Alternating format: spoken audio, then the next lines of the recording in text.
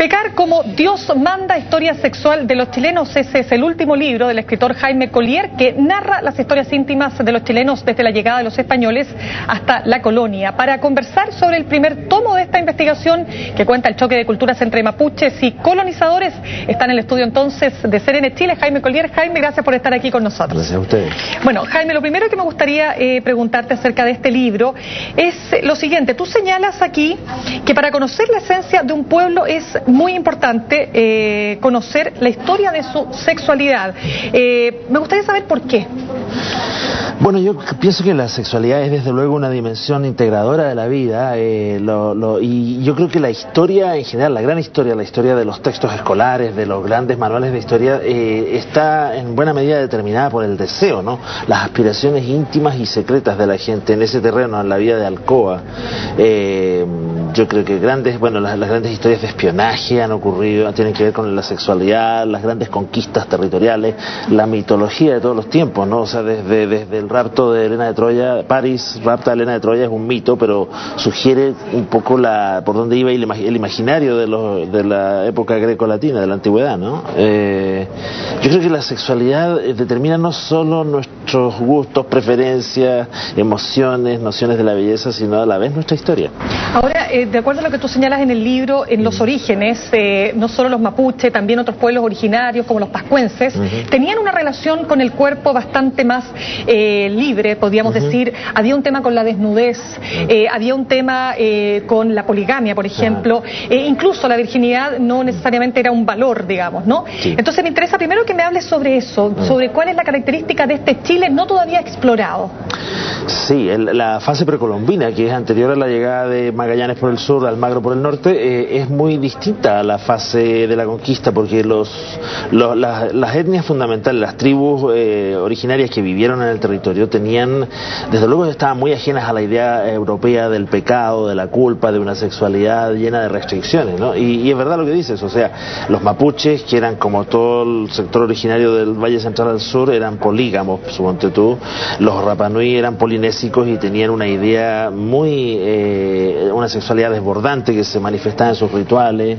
En el norte estaban los aymaras, que eran más bien, eran uniones monógamas como las nuestras, pero ocurrían dentro del clan familiar y tenían una relación, o sea, es curioso, los aymaras, ponte tú, no representaban a los hombres y mujeres como tales, era todo el universo una sola cosa, y hombres y mujeres eran manifestaciones externas distintas, en cuerpos distintos de una misma sexualidad que lo impregnaba todo, ¿no? Fíjate que respecto específicamente del pueblo mapuche, en la historia que me imagino que tú vas recogiendo una serie de escritos, por supuesto, de acuerdo a lo que yo he leído, de escritos de la época, de historiadores incluso de la época, y entonces tú hablas de varios asuntos que me parecieron bastante interesantes. Por ejemplo, ungüentos afrodisíacos como el huillín o el huesquel, que era una suerte de preservativo hecho con crin y que era bastante, no sé si decir apetecido por las mujeres, pero algo tú dices que tenía algún efecto bastante afrodisíaco, o más que afrodisíaco, estimulador del acto sexual. El huillín estaba hecho con crines de caballo, lo entrelazaban las propias mujeres, lo utilizaban los hombres en la cópula, el acto sexual, dicen que las estimulaba. Yo creo que,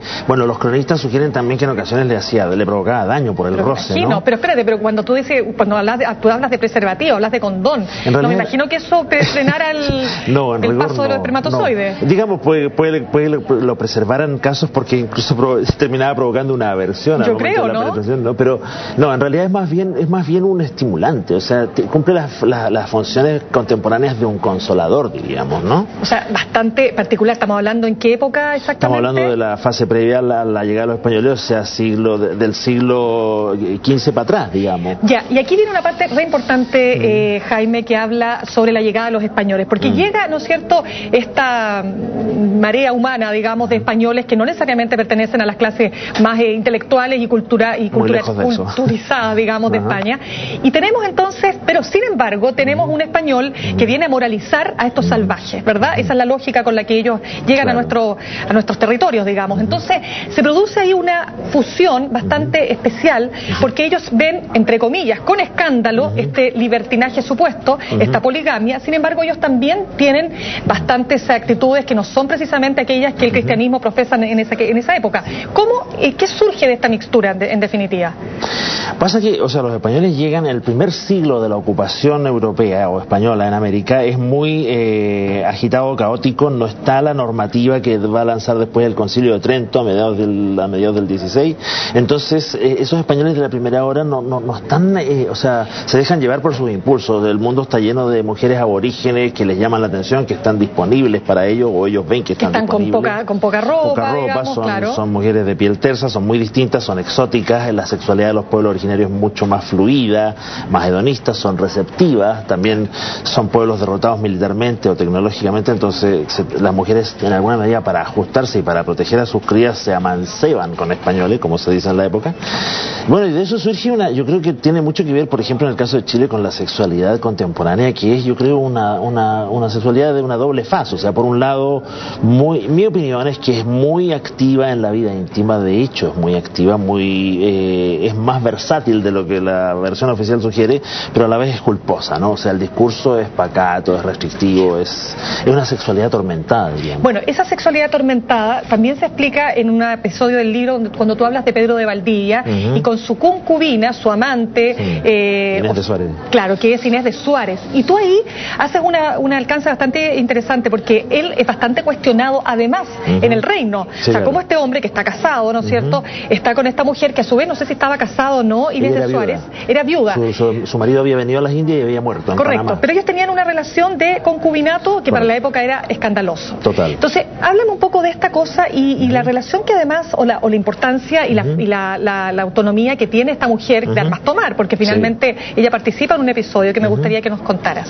Bueno, Inés de Suárez es un caso muy curioso, y hay otras mujeres parecidas en la historia fundacional de Chile. Son mujeres de Armas Tomar, como dices tú, vienen a un lugar que es hostil, se sabe que es muy inhóspito. Almagro viene primero, deja la crema, se sabe que el territorio de Chile es muy pobre, que hay unos indígenas que en general son hostiles, y sin embargo Inés de Suárez viene con Pedro de Valdivia, viene cabalgando desde el Cusco, vienen los dos juntos, aunque con una cobertura ella viene como su criada, pero en realidad son pareja. Ella es viuda, él tiene a su esposa en España. O sea, eso era una pantalla, por supuesto, de que era la criada. Ahora es una pantalla que la propia autoridad le confiere, porque Pizarro es el que le sugiere a Valdivia en el Cusco que ella venga como su criada para evitar el reproche de la Iglesia, ¿no?, que no toleraba este tipo de cosas, estos concubinatos de facto. Entonces cuéntame, ¿por qué ella participa en este famoso desastre? El desastre del 11 de septiembre del 1541. De esa época, ¿te acuerdas cuando se produce el degüello de caciques, donde ella es una activa asesina, digamos, de estos indígenas que están además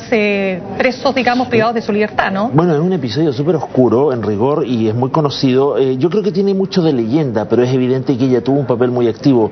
Pasa que Valdivia se va hacia el sur para una falsa alarma, va a contener a un grupo de indígenas, deja la colonia semi-desprotegida, debe haber habido no más de unas decenas de españoles resguardándola, y la propia Inés. La Inés queda de hecho al mando, ¿no?, porque es la esposa del jefe, por así decirlo. O sea, claro, en eso Michimalonco asalta la colonia, que en ese tiempo era un grupo de casas de madera cercana a lo que es hoy la Plaza de Armas.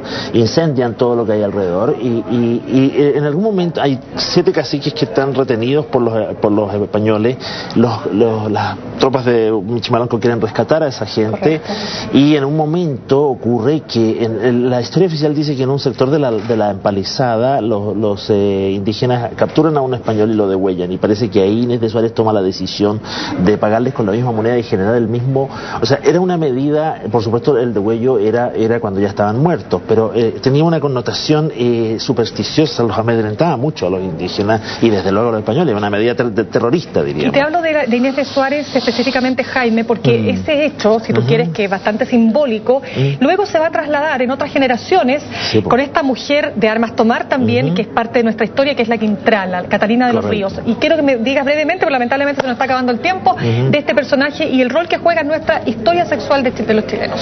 Mira, yo en el libro yo incluí un capítulo que se llama Glamour y Crueldad, y que tiene que ver con esta idea de la feminidad, y la feminidad asociada a la crueldad. Es una sexualidad, digamos, que desde muy temprano se asocia a gestos bélicos, a gestos de resolución femenina. Las españolas, que son las europeas que están en Chile, tienen que participar en la guerra, y bueno, y la Quintral por el estilo, ¿no?, es la hija, la heredera de los primeros, de un grupo de alemanes que llegan con Valdivia, de una cacica incaica, y tiene un prontuario. La Quintral se mete en una serie de... Bueno, lo que se sugiere es que tiene una vida sexual muy fluida, y de pronto tiene como comportamientos muy cercanos al sadomasoquismo, ¿no?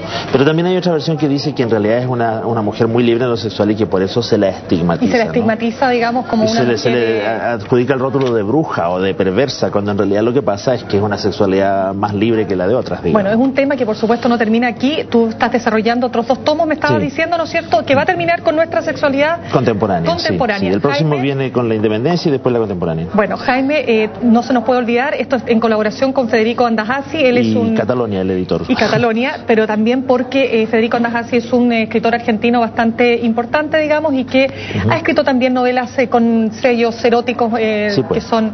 El Anatomista. Por ejemplo. Jaime, gracias por estar aquí con nosotros. Gracias a ustedes. De esta forma cerramos estos 30 minutos informativos. Manténgase con nosotros porque ya viene más CNN Chile.